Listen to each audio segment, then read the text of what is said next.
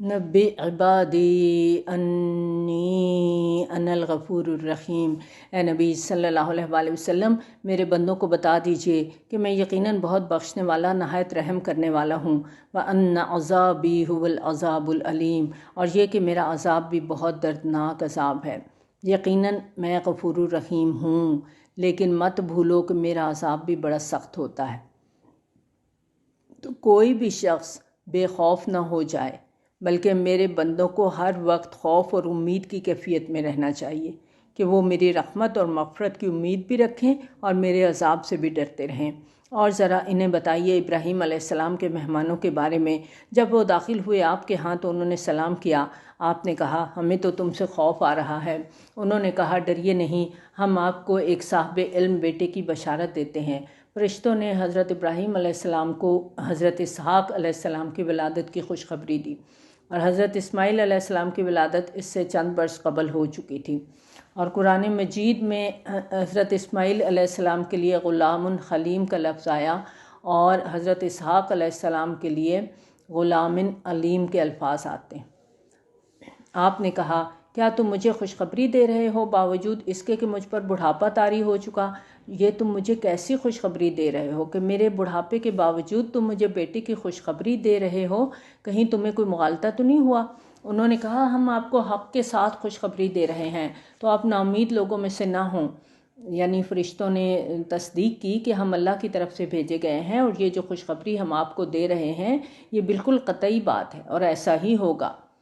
ابراہیم علیہ السلام نے کہا کون ہوگا جو اپنے رب کی رحمت سے مایوس ہو سوائے گمراہوں کے؟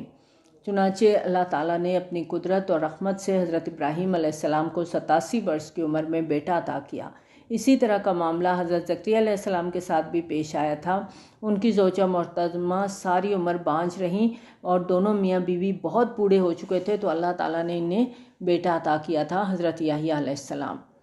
آپ نے پوچھا، اب ابراہیم علیہ السلام جب خوشخبری پا چکے تو پھر پوچھا کہ اے تمہاری کیا مہم ہے، کہ کس مقصد کے لیے تم آئے ہو؟ انہوں نے کہا ہمیں بھیجا گیا ہے ایک مجرم قوم کی طرف، سوائے آل لوط کے ان سب کو ہم ضرور بچا لیں گے، سوائے ان کی بیوی کے ہم نے اندازہ ٹھہرا لیا ہے کہ وہ یقیناً پیچھے رہنے والوں میں سے ہوگی۔ تو جب لوط علیہ السلام کے گھر پہنچے وہ بھیجے ہوئے، تو لوط علیہ السلام نے کہا یقیناً تم اجنبی لوگ ہو۔ اب حضرت لوط علیہ السلام نے دیکھا کہ بالکل اجنبی لوگ ہیں، تو انہوں نے بھی سوال کیا کہ آپ لوگ کون ہیں، کہاں سے تشریف لائے ہیں، کس مقصد کے لیے آئے ہیں؟ قالوا بل جئناک بما كانوا فیہ یمترون، انہوں نے کہا بلکہ ہم تو آپ کے پاس وہ چیز لے کر آئے ہیں جس کے بارے میں یہ لوگ شک میں پڑے ہوئے تھے، کیونکہ حضرت لوط علیہ السلام اپنی قوم کو خبردار کرتے تھے کہ اگر تم شرک سے اور اس ناپاک فعل سے باز نہیں آؤ گے تو تم پر اللہ کا مذاق آئے گا۔ تو وہ لوط علیہ السلام کا مذاق اڑاتے تھے، کیونکہ انہیں یقین نہیں تھا کہ ان پر کوئی عذاب آ سکتا ہے۔ تو فرشتوں نے کہا کہ ہم وہی عذاب لے کر آئے ہیں جس کے بارے میں یہ لوگ شک میں تھے۔ وَآتَيْنَاكَ بِالْحَقِّ وَإِنَّا لَصَادِقُونَ، اور ہم آئے ہیں آپ کے پاس حق کے ساتھ اور یقیناً ہم سچے ہیں۔ تو آپ اپنے گھر والوں کو لے جائیے رات کے ایک حصے میں، اور آپ ان کے پیچھے پیچھے جائیے، اور آپ لوگوں میں سے کوئی بھی پیچھے مڑ کر نہ دیکھے۔ یعنی آپ لوگ صبح ہونے سے پہلے پہلے بستی چھوڑ دیں، پیچھے جو لوگ رہ جائیں گے ان کے لیے اب دوستی یا ہمدردی جیسے جذبات کا اظہار کسی بھی شکل میں نہیں ہونا چاہیے۔ وَامْضُوا حَيْثُ تُؤْمَرُونَ، اور آپ چلے جائیں جہاں آپ کو حکم ہوا ہے۔ اور ہم نے لوط علیہ السلام کو اپنے اس فیصلے سے آگاہ کر دیا کہ صبح ہوتے ہی ان لوگوں کی جڑ کاٹ دی جائے گی۔ وہاں سے نکلنے سے پہلے لوط علیہ السلام کو بتا دیا گیا کہ پوری قوم کو تہس نہس کر دیا جائے گا اور ایک متنفس بھی باقی نہیں بچے گا۔ وَجَاءَ أَهْلُ الْمَدِينَةِ يَسْتَبْشِرُونَ، اور آئے اہل شہر خوشیاں مناتے ہوئے۔ حضرت لوط علیہ السلام کے ہاں خوبصورت لڑکوں کو دیکھ کے پوری قوم کے جو بدقماش لوگ تھے وہ خوشی خوشی لوط علیہ السلام کے گھر کی طرف دوڑے۔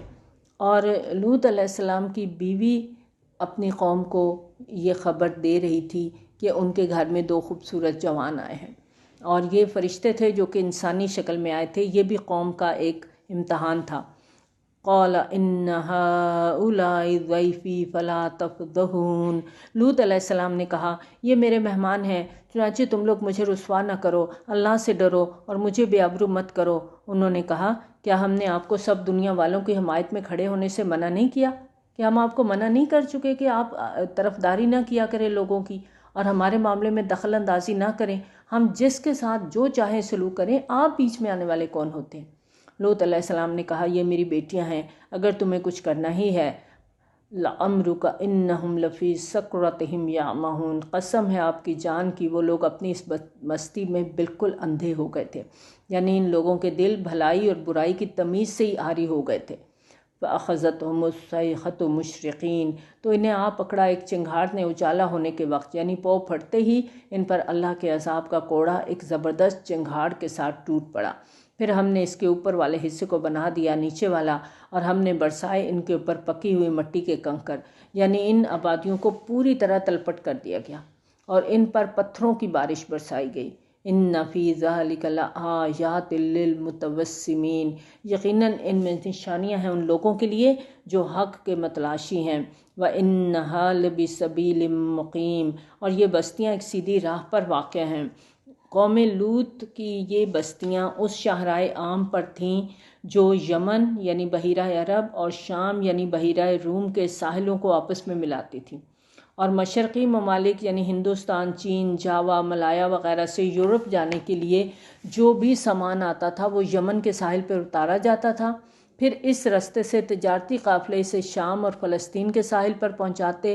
اس طرح یورپ سے مشرقی ممالک کے لیے آنے والا سامان شام کے ساحل پر اترتا اور یہی قافلے اسے یمن کے ساحل پر پہنچانے کا ذریعہ بنتے تھے۔ کیونکہ اس وقت نہر سویس نہیں بنی تھی اور راس امید والا راستہ وہ بھی ابھی دریافت نہیں ہوا تھا، جو کہ واسکو ڈی گاما نے 1498 میں تلاش کیا تھا۔ چنانچہ یہ شاہراہ اس زمانے میں مشرق اور مغرب کے درمیان تجارتی رابطے کا واحد ذریعہ تھی۔ ان فی ذلک لآیۃ للمؤمنین، یقیناً اس میں نشانی ہے اہل ایمان کے لیے، اور بے شک اصحاب الایکہ بھی ظالم تھے۔ اصحاب الایکہ سے مراد اہل مدین ہے، یہ حضرت شعیب علیہ السلام کی قوم تھی، اور یہاں اس قوم کا ذکر کرتے ہوئے شعیب علیہ السلام کا نام نہیں لیا گیا۔ فانتقمنا منہم وَإِنَّهُمَا لَبِإِمَامٍ مُبِينٍ، تو ان سے بھی ہم نے انتقام لیا، اور یہ دونوں بستیاں بھی کھلے راستے پر واقع تھیں۔ اس سے مراد وہی تجارتی شاہراہ جس کا ذکر ہم نے ابھی پڑھا ہے، یہ اصحاب ہجر کے مساکن سے بھی ہو کر گزرتی تھیں، اور اہل مدین کی آبادیاں اور قوم لوط کی بستیاں بھی اسی شاہراہ پر واقع تھیں۔ وَلَقَدْ كَذَّبَ أَصْحَابُ الْحِجْرِ الْمُرْسَلِينَ، اور اسی طرح ہجر والوں نے بھی مرسلین کو جھٹلایا۔ اصحاب الحجر سے مراد قوم سمود ہے، یہ ہجر کے علاقے میں آباد تھی، اور ان کی طرف حضرت صالح علیہ السلام مبعوث کیے گئے تھے۔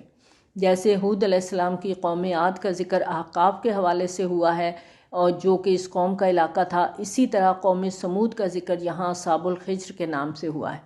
اور یہاں پر مرسلین کے لفظ سے یہ بھی پتہ چلتا ہے کہ اس قوم میں پہلے بہت سے انبیاء علیہم السلام آئے، پھر آخر میں رسول کی حیثیت سے حضرت صالح علیہ السلام تشریف لائے، اور انہیں ہم نے اپنی آیات عطا کیں، لیکن وہ ان سے اراضی کرتے رہے۔ قوم سمود کو خاص طور پہ اونٹنی کا معجزہ دیا گیا تھا، ان کے کہنے پر چٹان شق ہوئی اور اندر سے خوبصورت صحت مند اونٹنی برآمد ہوئی۔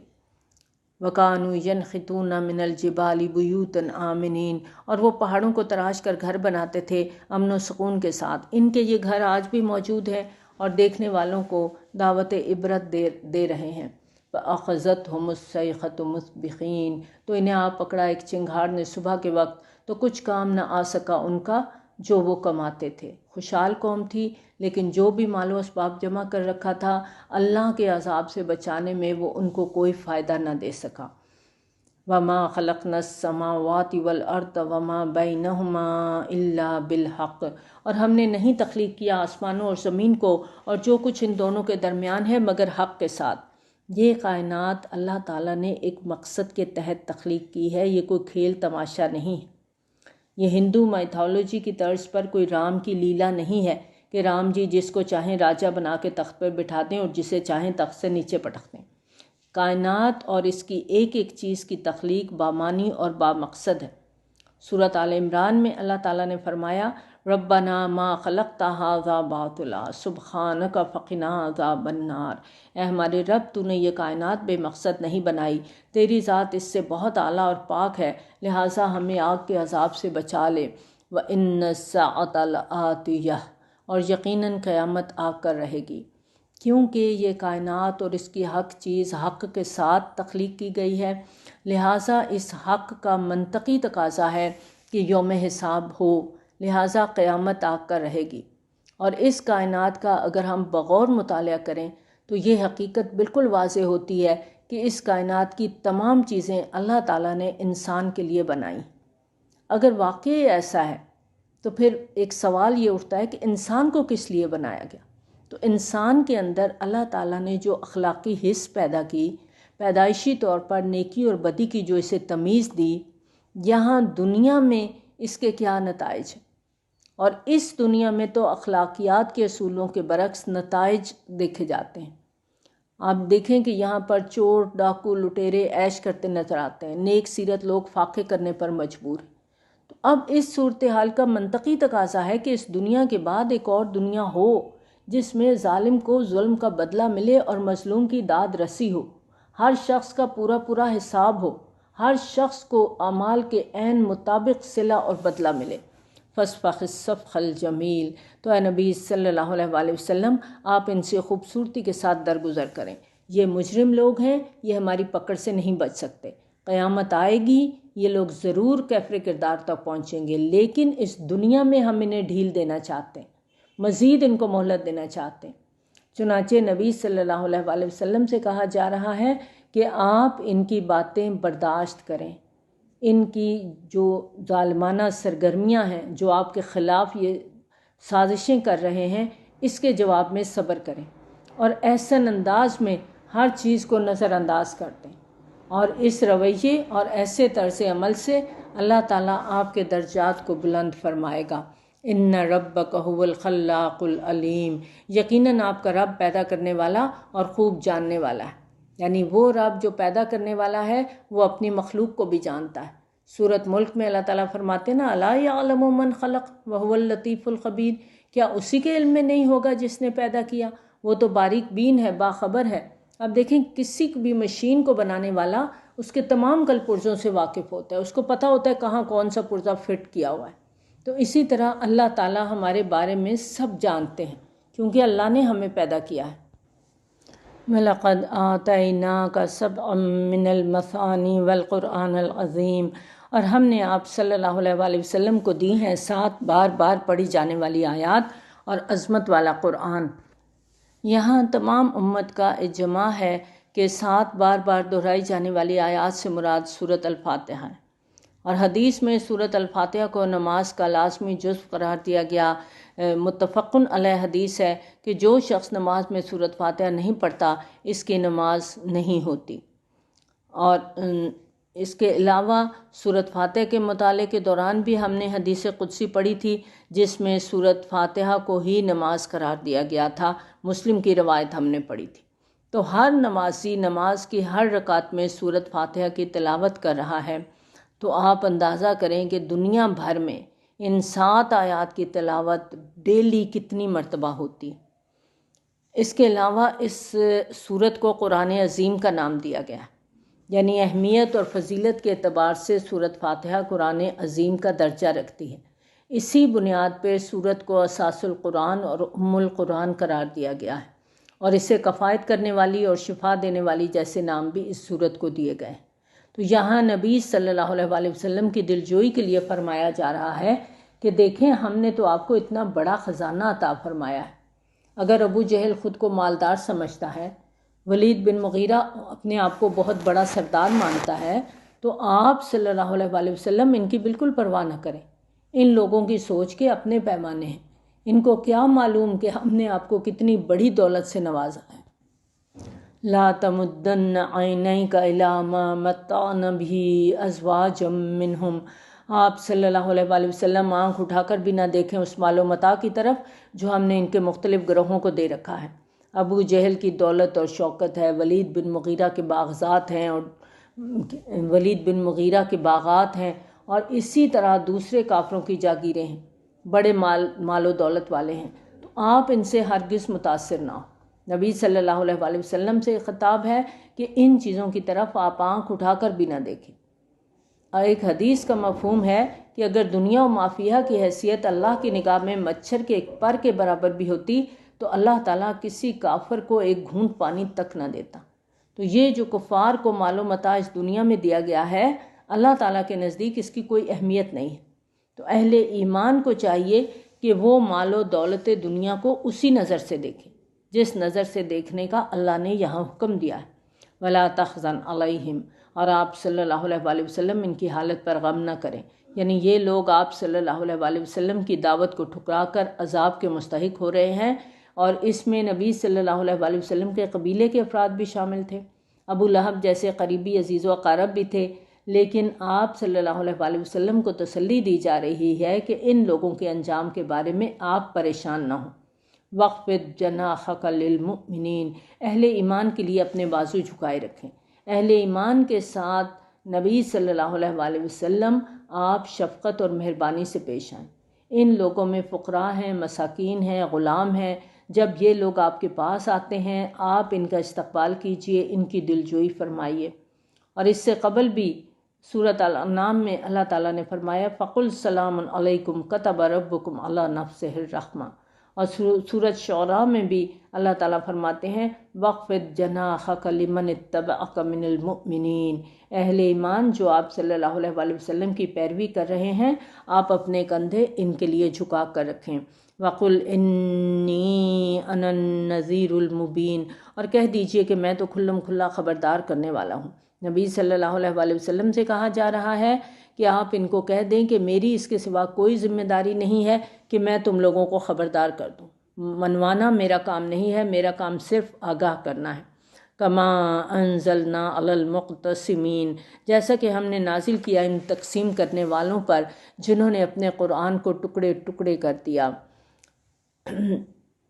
اس میں قرآن کا اطلاق جو ہمیں مختلف آراء ملتی ہیں تورات پر ہوا ہے، جیسے کہ سورہ سبا کی آیت نمبر 31 میں فرمایا وَقَالَ الَّذِينَ كَفَرُوا لَن نُؤْمِنَ بِهَٰذَا الْقُرْآنِ وَلَا بِالَّذِي بَيْنَ يَدَيْهِ، یعنی کفار کہتے ہیں کہ نہ اس قرآن پر ایمان لاؤ اور نہ جو اس سے پہلے تھا۔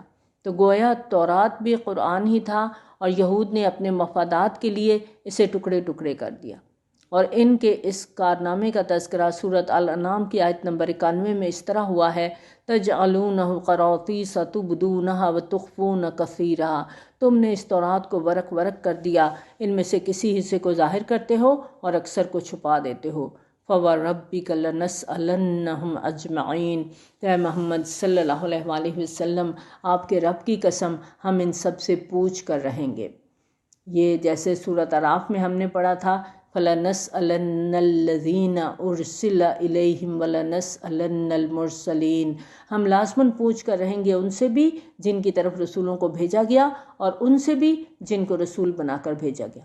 تو نبی صلی اللہ علیہ وآلہ وسلم کو یہاں پر تسلی دی جا رہی ہے کہ تھوڑے وقت کی بات ہے، ہم ان سے ایک ایک چیز کا حساب لے کر رہیں گے۔ عَمَّا كَانُوا يَعْمَلُونَ، جو کچھ یہ لوگ کر رہے ہیں ہر چیز کا ان سے حساب ہوگا، اور اس کے مطابق ان کو بدلہ دیا جائے گا۔ فَاصْدَعْ بِمَا تُؤْمَرُ وَأَعْرِضْ عَنِ الْمُشْرِكِينَ، اب آپ صلی اللہ علیہ وآلہ وسلم علل اعلان بیان کریں جس کا آپ کو حکم دیا جا رہا ہے، اور ان مشرکوں کی ذرا پرواہ نہ کریں۔ اس آیت کو نبی صلی اللہ علیہ وآلہ وسلم کی دعوتی تحریک میں ایک نئے موڑ کی حیثیت حاصل ہے۔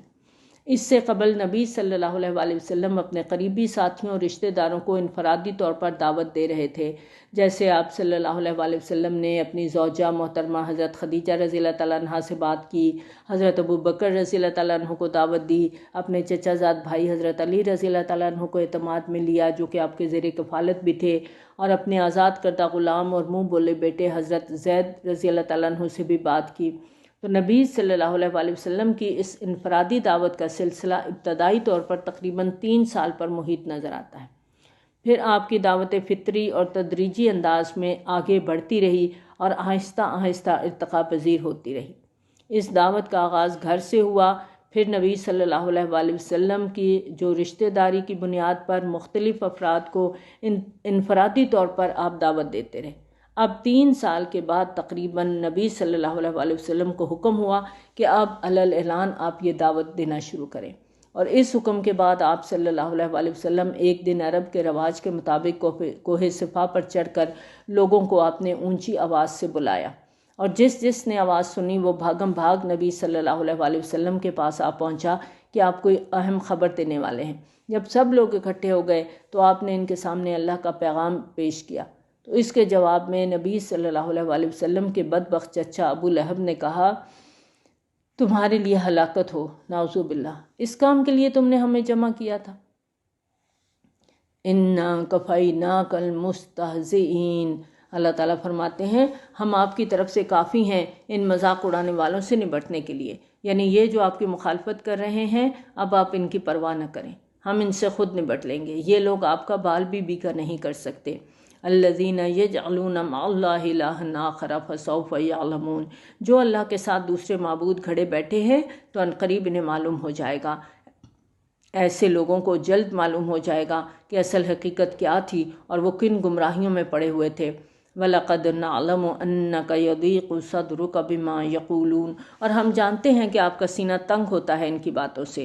اعلان دعوت کی وجہ سے مخالفت کا ایک بہت بڑا طوفان نبی صلی اللہ علیہ وسلم کے خلاف اٹھ کھڑا ہوا تھا، اور پہلے مرحلے میں یہ مخالفت زبانی طعن و تشنی اور بدگوئی تک محدود تھی، لیکن بہت تکلیف دہ تھی۔ کوئی مجنون کہہ رہا تھا، کاہن کہہ رہا تھا، کوئی شاعر کا خطاب دے رہا تھا، کوئی کہہ رہا تھا کہ آپ کے گھر میں ایک اجمی غلام چھپا ہوا ہے، آپ اس سے معلومات لے کے ہم پہ دھونس جماتے رہتے ہیں، اور کچھ ایسے لوگ بھی تھے جو واقعی یہ سمجھتے تھے کہ نبی صلی اللہ علیہ وسلم پر کوئی آسیب وغیرہ کا اثرات ہو گئے ہیں، تو ایسے لوگ ازراہ ہمدردی بھی ایسی باتوں کا اظہار کرتے تھے۔ اور ایک دفعہ عتبہ بن ربیعہ نے اسی طرح نبی صلی اللہ علیہ وسلم سے اظہار ہمدردی کیا۔ وہ قبیلے کا معمر بزرگ تھا، اس نے کہا، اے میرے بھتیجے، بڑے بڑے عاملوں اور کاہنوں سے میرے تعلقات ہیں، اگر آپ کہیں تو میں ان میں سے کسی کو بلا لاؤں اور آپ کا علاج کروا دوں۔ اور ان باتوں سے نبی صلی اللہ علیہ وسلم کو بہت تکلیف ہوتی تھی۔ آپ کی اسی تکلیف اور دل کی گھٹن کا یہاں پر تذکرہ کیا جا رہا ہے کہ اے نبی صلی اللہ علیہ وسلم، ان لوگوں کی بیہودہ باتوں سے آپ کو جو تکلیف ہوتی ہے وہ سب ہمارے علم میں ہے۔ آپ کے کرنے کا کام کیا ہے؟ فَسَبِّحْ بِحَمْدِ رَبِّكَ وَكُن مِّنَ السَّاجِدِينَ، بس آپ صلی اللہ علیہ وسلم تسبیح کیجیے اپنے رب کی حمد کے ساتھ اور سجدہ کرنے والوں میں سے ہو جائیے۔ یعنی لوگوں کی باتوں کے جواب میں آپ اپنے رب کی تسبیح اور تحمید میں مشغول رہیں، اللہ کے آگے جھکے رہیں، اپنے تعلق کو اللہ کے ساتھ مضبوط کر لیں۔ اللہ کے ساتھ اپنے قلبی ذہنی رشتے کو جتنا مضبوط کریں گے اتنا ہی آپ کے دل کو اطمینان نصیب ہوگا، اور صبر اور استقامت کے راستے پر چلنا اور سختیوں کو جھیلنا آپ کے لیے آسان ہو جائے گا۔ وَاعْبُدْ رَبَّكَ حَتَّى يَأْتِيَكَ الْيَقِينُ، اور اپنے رب کی بندگی میں لگے رہیں یہاں تک کہ یقینی شے وقوع پذیر ہو جائے۔ اور یقین سے مراد یہاں موت لی گئی ہے، یعنی زندگی کی آخری گھڑی تک اللہ کی بندگی میں لگے رہیں، اور اس سلسلے میں لمحہ بھر کے لیے بھی غفلت نہ کریں۔ یہ آیت ہم سب کے لیے بھی بہت بڑا سبق ہے۔ بعض اوقات لوگوں کی معمولی باتیں، ان کے طنز، ان کے طعنے ہمیں تکلیف دیتے ہیں، ہم بہت اریٹیٹ ہوتے ہیں، بہت پریشان ہو جاتے ہیں، جائیں تو کہاں جائیں، لوگوں کی باتیں جینے نہیں دیتی، ہر طرف سے لوگ الٹی سیدھی باتیں کر رہے ہیں، تو اب کیا ہے کرنے کا کام؟ فَسَبِّحْ بِحَمْدِ رَبِّكَ وَكُن مِّنَ السَّاجِدِينَ، بس اللہ کے ہو جائے، اللہ کی تسبیح، اللہ کے آگے سجدہ، اللہ کو یاد، اللہ کے ساتھ اپنا تعلق مضبوط کر لیں۔ اور کب تک یہ کام کرتے رہنا ہے؟ وَاعْبُدْ رَبَّكَ حَتَّى يَأْتِيَكَ الْيَقِينُ، جب تک موت نہیں آ جاتی تب تک خود کو رب کے ساتھ جوڑ لیں۔ لوگوں کے طعنے، لوگوں کی باتیں، لوگوں کی تکلیف دہ چیزیں، لوگوں کی طرف سے اذیت ناک رویے کا حل یہاں بتایا جا رہا ہے کہ اللہ سے جڑ جاؤ، اور اللہ سے جڑو گے تو سکون نصیب ہوگا۔ الا بذکر اللہ تطمئن القلوب، تو دلوں کا سکون چاہیے تو اللہ سے اپنے آپ کو جوڑ لیں۔ اللہ تعالی ہم سب کو توفیق دے کہ ہم اللہ سے جڑنے والے بن جائیں، آمین۔